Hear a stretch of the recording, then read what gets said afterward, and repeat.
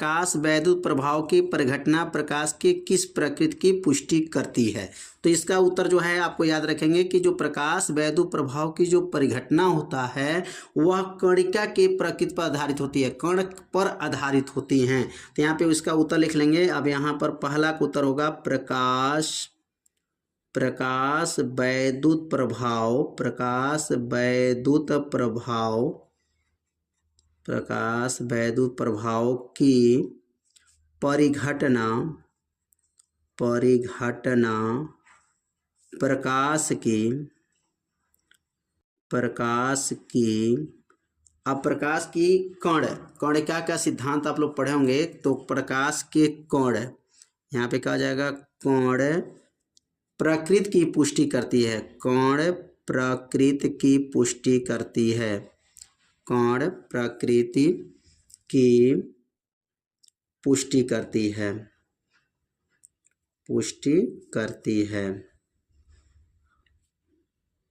पहला का जो है आंसर समाप्त हो गया।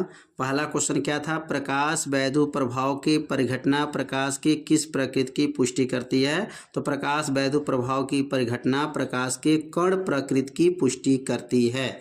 अब दूसरा जो क्वेश्चन इसमें दिया गया है, प्रकाश वैद्युत उत्सर्जन संबंधित आइंस्टीन का समीकरण लिखिए। यहाँ पे जो समीकरण लिखना है तो यहाँ पर हेडिंग नोट कर लेंगे। अब प्रकाश वैद्युत उत्सर्जन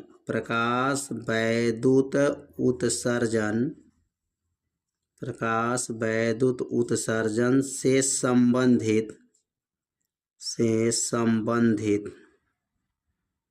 आइंस्टीन का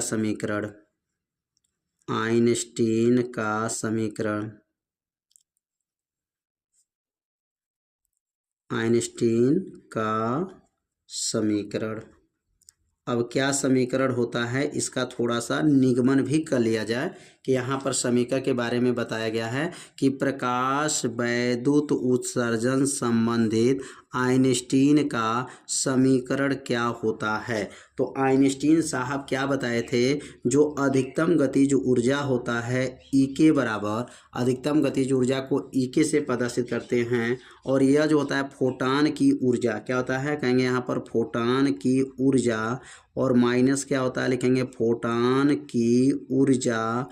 अधिकतम गतिज ऊर्जा क्या होता है, फोटान की ऊर्जा माइनस क्या होता है कार्यफलन, क्या होता है कार्यफलन, इसका फार्मूला होता है। तो अधिकतम गतिज ऊर्जा का जो परिभाषा होता है, फोटान की ऊर्जा और कार्यफलन के अंतर को अधिकतम गतिज ऊर्जा कहते हैं। इसे ई के से प्रदर्शित करते हैं। अब यहाँ लिखेंगे ई के बराबर हो जाएगा, और फोटान की ऊर्जा कितनी होती है तो एच गामा होता है, और कार्यफलन का सूत्र जो है डब्ल्यू होता है। अब कार्यफलन का प्रतीक जो डब्ल्यू हुआ, अब डब्ल्यू का सूत्र क्या होता है, तो डब्ल्यू का सूत्र होता है डब्ल्यू बराबर एच गामा नाट हो जाएगा। तो यह हो गया एच गामा नाट, ये किसका सूत्र हो गया, तो ये कार्यफलन का हो गया। तो अगला लाइन जो बनेगा ई के बराबर हो जाएगा, और यहाँ हो जाएगा एच गामा हो गया माइनस, और ये डब्ल्यू को हटाएंगे तो लिखेंगे यहाँ पर एच गामा नाट हो जाएगा।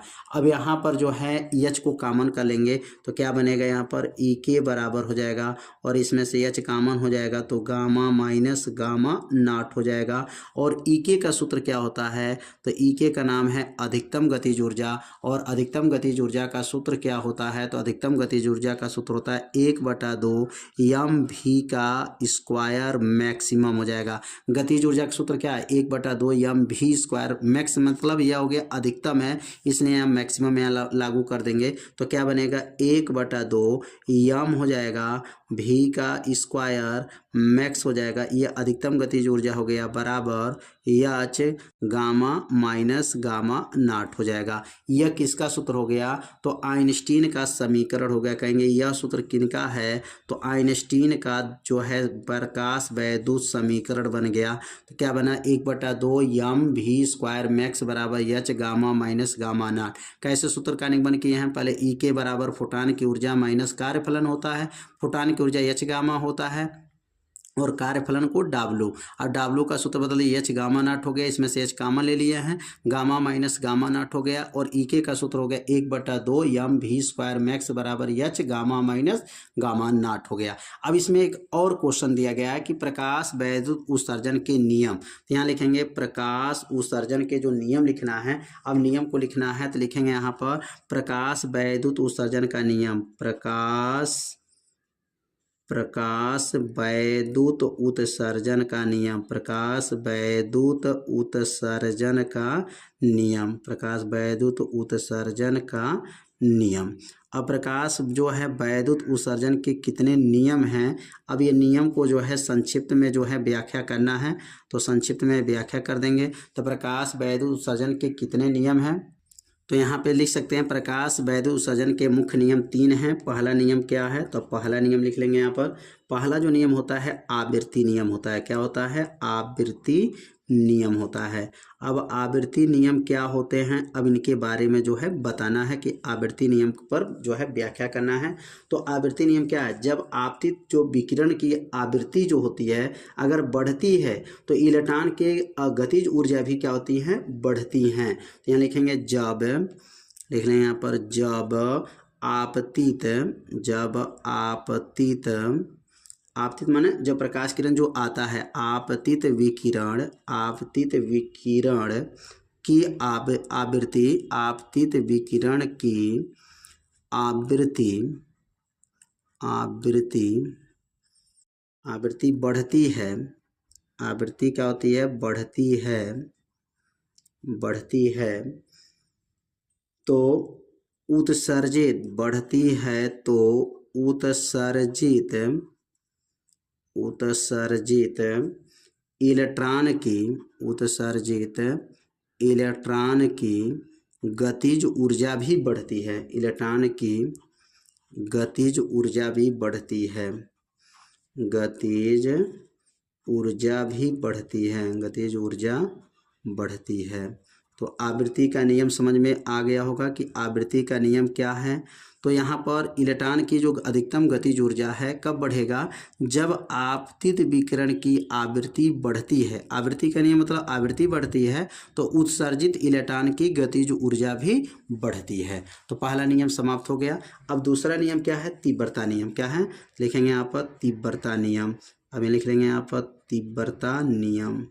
अब तीव्रता नियम क्या है, अब तीव्रता नियम को समझ लेते हैं कि तीव्रता नियम क्या है। तो लिखेंगे यहाँ पर जब आपतित विकिरण की तीव्रता बढ़ती है तो इलेक्ट्रॉनों की संख्या बढ़ती है, और जबकि गतिज ऊर्जा क्या हो जाएगी, नहीं बदलती है। तो लिखेंगे जब, यहाँ लिख लेंगे जब आपतित विकिरण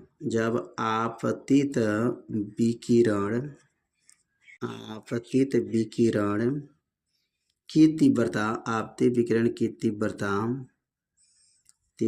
बढ़ती है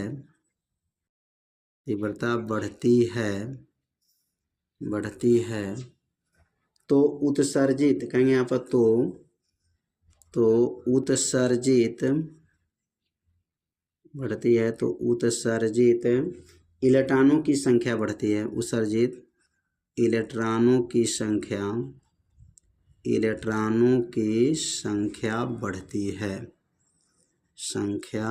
बढ़ती है।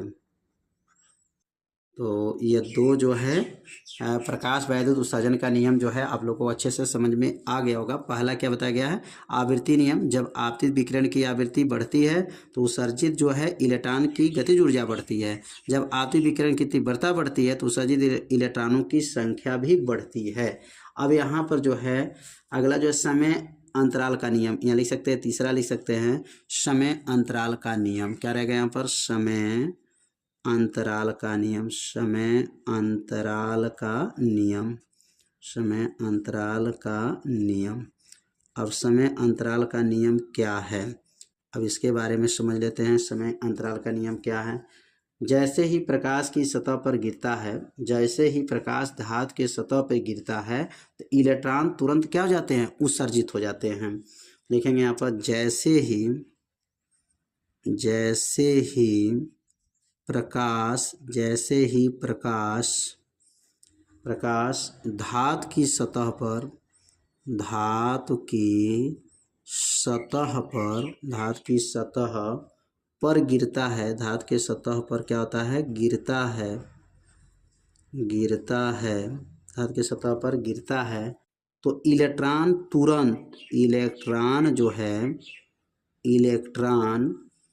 तुरंत उत्सर्जित हो जाता है, इलेक्ट्रॉन तुरंत उत्सर्जित हो जाता है, इलेक्ट्रॉन तुरंत उत्सर्जित हो जाता है, उत्सर्जित हो जाता है। जैसे ही प्रकाश धातु के सतह पर गिरता है, इलेक्ट्रॉन तुरंत उत्सर्जित हो जाता है, मतलब उत्सर्जन में कोई समय विलंब नहीं होता है। इसका मतलब लिखेंगे, इसका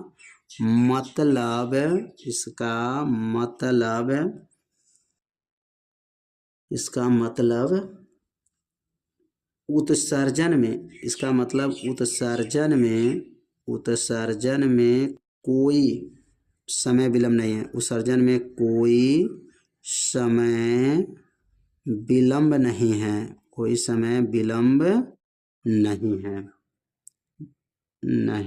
है। तो यह तीन जो है नियम जो है आपको याद रखना है, प्रकाश वैद्युत उत्सर्जन के तीन नियम। पहला आवृत्ति का नियम, तीव्रता का नियम, समय अंतराल का नियम। जैसे ही प्रकाश धातु के सतह पर गिरता है, इलेक्ट्रॉन तुरंत उत्सर्जित हो जाता है, इसका मतलब उत्सर्जन में कोई समय विलंब नहीं है। तो ये तीनों तीव्रता का नियम जो है, तीनों जो है प्रकाश वैद्युत उत्सर्जन का नियम जो है, आप लोग अच्छे से समझ गए होंगे। तो